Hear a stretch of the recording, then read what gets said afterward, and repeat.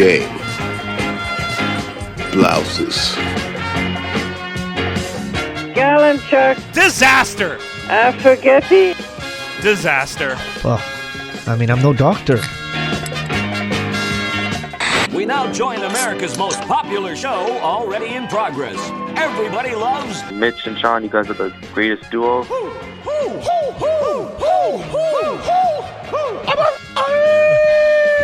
Fantastic. That team sure did suck last night. They just plain sucked. I've seen teams suck before, but they were the suckiest bunch of sucks that ever sucked.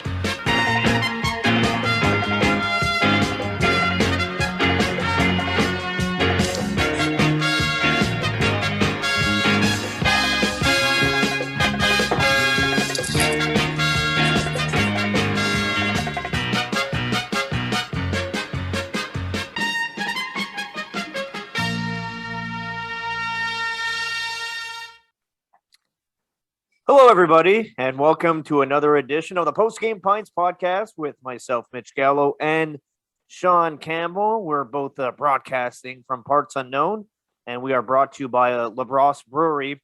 And actually, Sean, I feel like I have to hide the logo on the beer I'm drinking right now because I only have a couple of LaBrosse beers left. One of them being the Angry Gallo you could see over my left shoulder. But I like using that one as decoration, so I don't want to drink it. And I have to make a stop in at LaBrosse very, very soon. Holiday season right around the corner. I got some time off, so I definitely want to stock up my fridge, maybe buy some stocking stuffers for some friends of mine. And it's been a while, actually, since I had the Joint Campbell Gallo IPA, so I miss it very, very much. Yeah, it's so good. I had one the other day. I got home from work. It was a long day. And it just settled me down and ready to go. So you should check it out at LaBrosse, 133 LaBrosse in Point Claire. All right, Mitch, we got plenty to get to with the Montreal Canadiens with the firing of Marc Bergevin. Where do we want to start? Now, we usually do these 5-minute podcasts, but we're going to go a little longer today because there's a lot of topics to get to. All right. Well, I mean, let's just start with Marc Bergevin and his tenure with the Montreal Canadiens, because I know a lot of fans were upset with him. A lot of fans believed that he should have been gone long ago. But I think if we were to be objective about things and really look at the tenure from year 1 to year 10, it's a mixed bag. And there's a lot of very good that he did and a lot of things that obviously were not as strong. But I really think if you stay in Montreal for 10 years, a difficult market like this one, you're doing something right, because he would have been gone long ago if not for that. Yeah. So one of the things that I'll bring up here is things I liked and things I didn't like from Marc Bergevin. I was a big fan of his passion because he wanted to win. I think it was clear. I think he cared about the team. He cared about the organization. And when he spoke and said, I wasn't going to put the jeopardy of the franchise long term, I believed him. Now, he did make moves where he sacrificed draft picks, but he only did in the years that he really thought he had a chance or to improve the team. But he had tons and tons of passion for this organization. I think he was able to take the heat, that the market brings. But I do think later on, he started to bite back a little bit more than he did in the first 4 to 5 years. Started to bite back a little bit more in 7 and 8. And I think that became apparent. And then, people think disgruntled. I just think it was a little bit more of his personality. Things I didn't like, the inconsistencies, because they'd finish first in their division or conference, and then the next year they would miss the playoffs. Then they'd finish first and miss the playoffs. Then they would show so much promise and be one of the growing teams with young talent, having 96 points and just missing the playoffs, and then getting in the playoffs only because there's COVID and 24 teams making it. So for me, there's like pluses and minuses, and that's like general feeling. We could get into the pluses and minuses of deals and good deals and bad draft picks. I get all that, Mitch.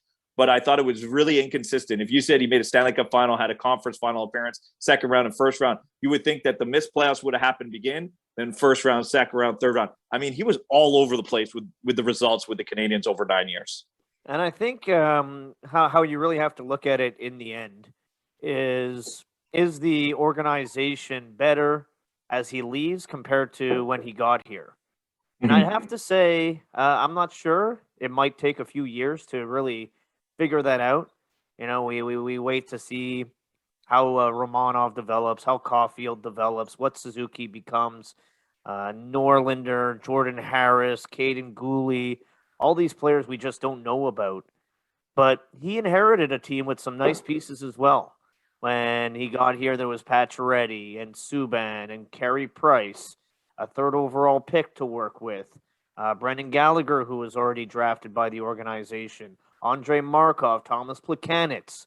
Like, that's how far back you go when we take a look at 2012.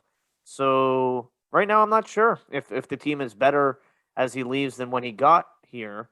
I do, Sean, like everybody, have access to a cap friendly. And there are some terrible, terrible contracts that I don't know how Jeff Gorton is going to get out of. For starters, the Brendan Gallagher contract. That is not a $6.5 million player. He's in year one of 6. And I think that is a major hurdle. It handcuffs the GM right off the bat.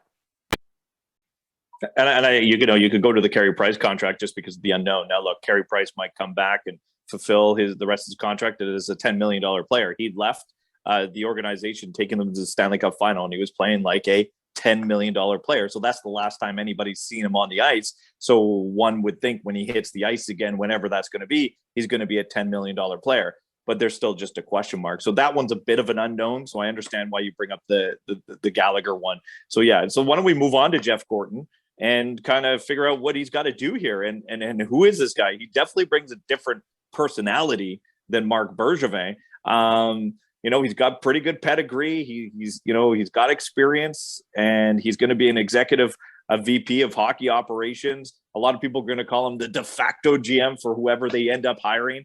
But at the same time, I'm curious about this move. I love that they're bringing in somebody. I think Molson had to bring somebody in right away at the firing, because if he fired Marc Bergevin and didn't have anybody around while the team is operating, who makes those decisions? Because he cleaned house with Timmins. He didn't go to and Mellenby left. So at that point, you don't, as Jeff Molson, he doesn't want to make hockey decisions. So he had to bring in Jeff Gorton to make hockey decisions while, they're trying to figure out who the next GM is.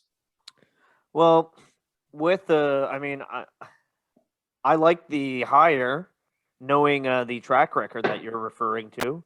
I don't think the Boston Bruins win the Stanley Cup without the moves that he made, drafting Marchand, drafting Lucic, trading Andrew Raycroft for Tuukka Rask, signing Zdeno Chara, trading for Mark Savard. Like, he did a lot of great things in Boston. And then in New York, some strong moves with trading for Ryan Strome, Derek Brassard for Mika Zibanejad. The draft picks that I think will be very good when it comes to Miller, Lafreniere, Kakko. Like, I think they have some really nice pieces in New York. Some stuff fell in his lap, Panarin and Trouba, so I won't give him full marks for those moves. But his track record is there. He seems to be a very good evaluator of talent, and that's what the Canadians need right now. They need someone who's going to come in with a different approach, not have any ties to any of the players, not have any biases, shake things up, and rebuild this team. I like what Molson said, fresh start. That he comes in, it's a fresh start. You have a new GM, he's going to, and we think GM, executive VP, but it's new GM too. And it's a new system for the Canadians. Jeff Molson said, hey, I learned I probably should split the job in 2. Now I'm going to do the job in 2. Now, do you think that Gorton's the guy that's going to call the shots, or do you actually think it's going to be a job in tandem, or are you waiting to see who the general manager is? I think it's going to be a job in tandem with the final say going to Jeff Gorton. I don't think he's coming here to be told what to do.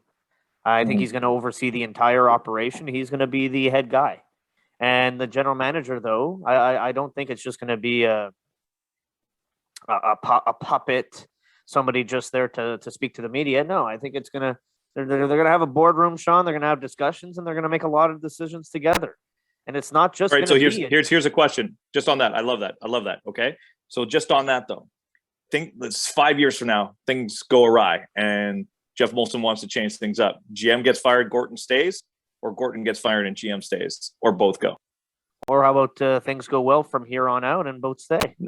No, my point is, I think it would be Gorton stays and GM goes. And my point is, I'm with you, and I'm just trying to figure out, that balance of where the power is.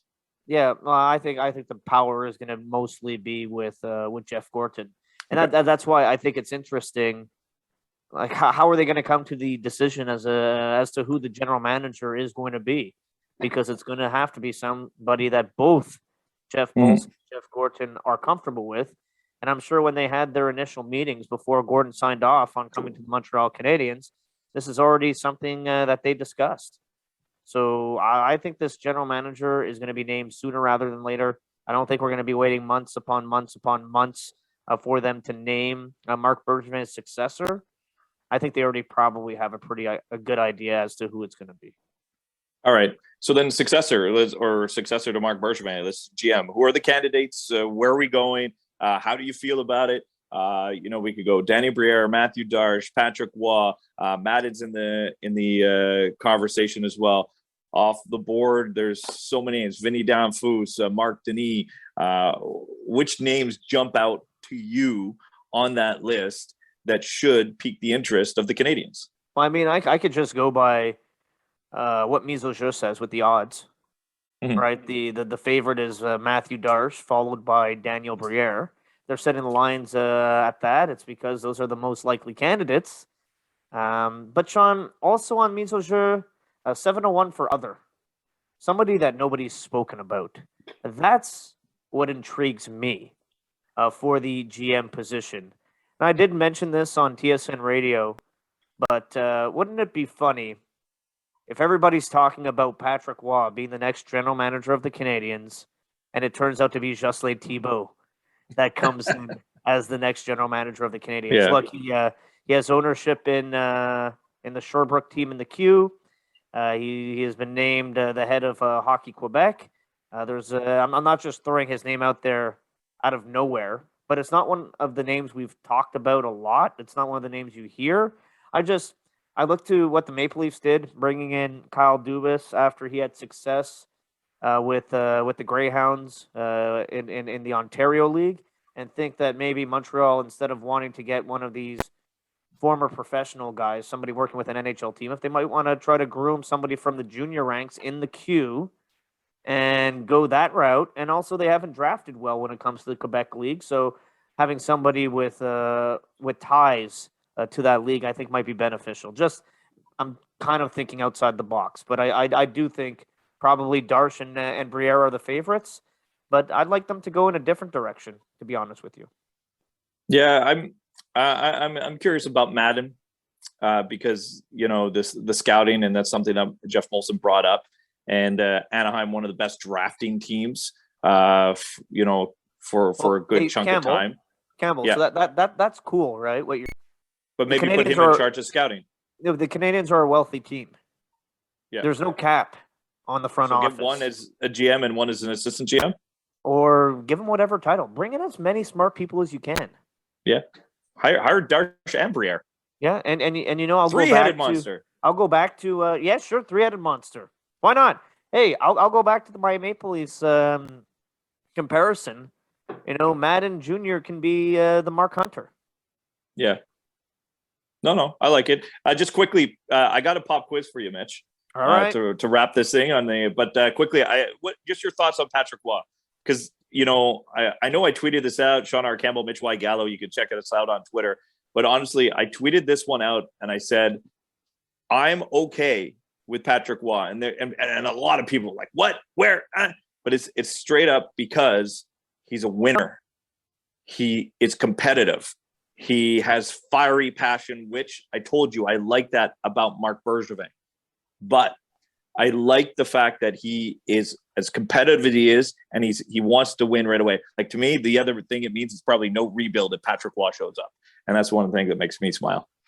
Yeah, I just I think it would be fun for us. If I was running a team, it's not the route I would go. I agree with you that he's a winner. I just think that he doesn't conduct business the way the Montreal Canadiens like to conduct business.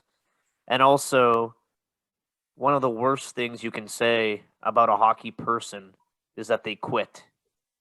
and Patrick Waugh quit on the Colorado Avalanche. If He's if he was willing Not to known take to his, work well with others. if he was willing to take his ball and go home the day before his season began once, who's to say you can trust him not to do it again? Yep, and that's definitely a concern. I'm not completely against it. All right, you ready for a little pop quiz? Yeah, let's do it. All right, I got a couple questions for you. Okay. And on this pop quiz, I just want to see how well you know Marc Bergevin. Okay. All right. Well, so- I've known him for 10 years. All right, good. Do you remember his first trade? Do I remember his first trade? You probably won't. It's okay. It's two players I don't even realize the Canadians ever had. Oh, okay. really? Okay, then Yeah. I probably wouldn't know. Yeah, it was Jason DeSantis for Brendan Nash. Okay, a minor league deal. Yeah, but you know what his first significant trade was? It was like his third deal. He traded Tokarski for Cedric Desjardins after that, but then his first significant trade, 2012. No, I remember that team from 2012. It was actually 13, right? It was Can actually you tell me the team he 2013. traded with? Carolina. Traded with Carolina. Nope, don't Mhm. remember. Eric Cole. Oh, yeah, Eric Cole wanted out. Yeah, there was Yeah. not much choice there. All right. Which team? I got a couple questions for you. Which team did Marc Bergevin trade the most with? Anaheim. So close. They're in second. He had 5 trades with Anaheim, but there's one team with 6, Mitch. Good guess. Chicago, only 4 times with Chicago. Chicago's tied for third, technically 5th, because there's 3 teams with 5 and 1 with 6. Nashville. No. Nashville, he only made 3 trades with.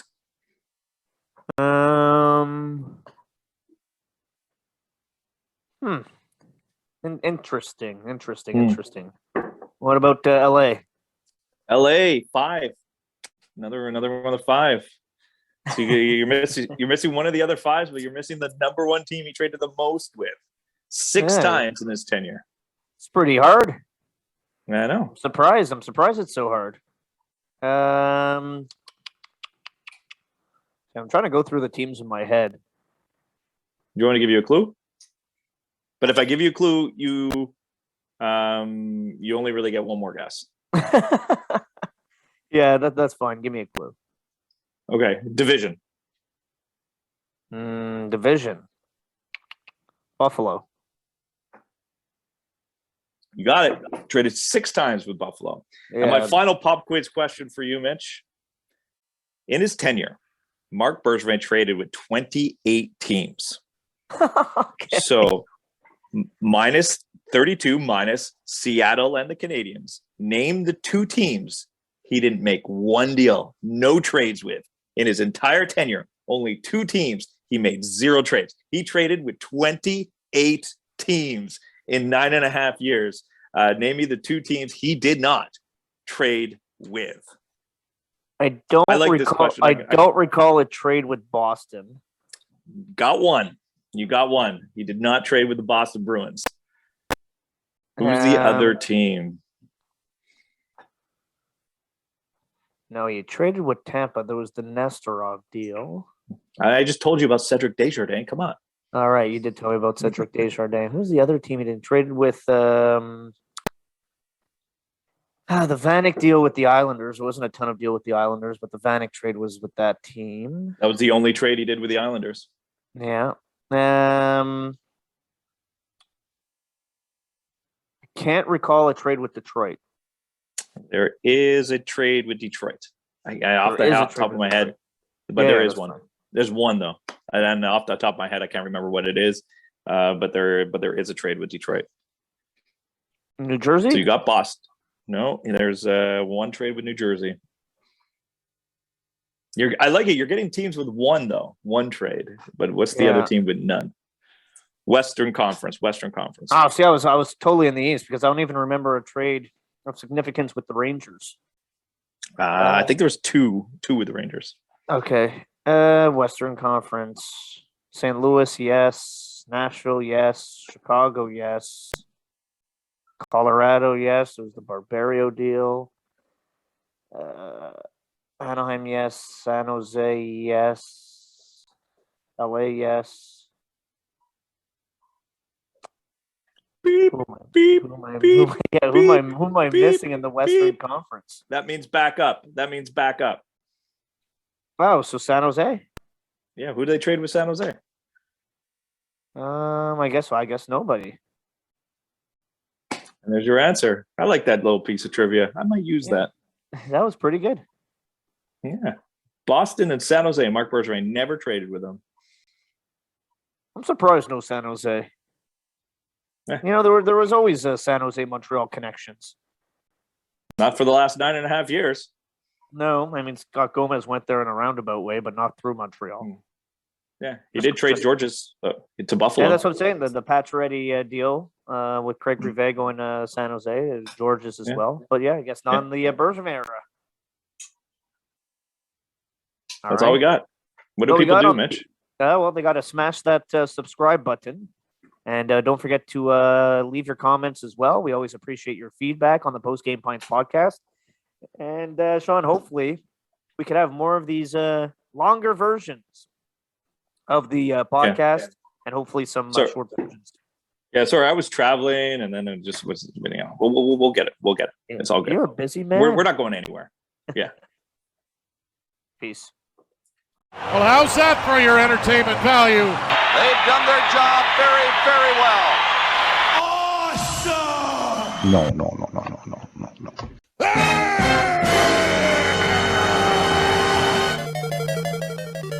Come on. VBS.